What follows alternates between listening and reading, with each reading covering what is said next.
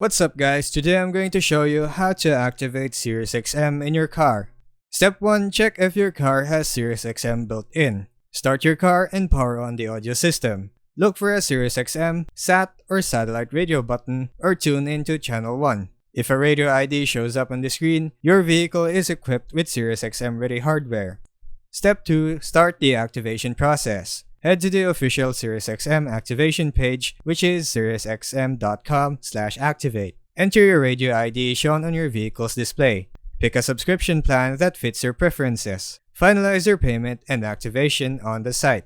Step 3. Wait for the activation signal. After completing activation, your radio should sync automatically within a few minutes. For the best signal, keep your car parked outside with a clear view of the sky. Step 4. Update your car's infotainment system if needed. If SiriusXM doesn't work properly, check if your car's software needs an update.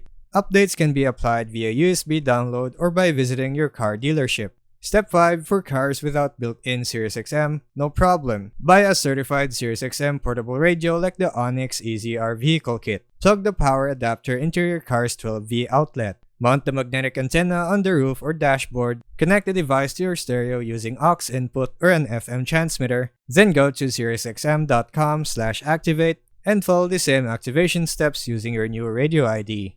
Then lastly, we have the trial period and customer support. Most new vehicles include a free SiriusXM trial. Just tune in or activate it if needed. If you ever need any help, call SiriusXM support or visit their official help site. Final reminder, this guide uses only official steps and approved methods. No hacks, no unauthorized tools. Everything here is in full compliance with YouTube's terms of service and SiriusXM policies. And that's how to legally activate SiriusXM in your car in 2025. Simple, clear, and safe. Thanks for watching, and I'll see you on the next guide.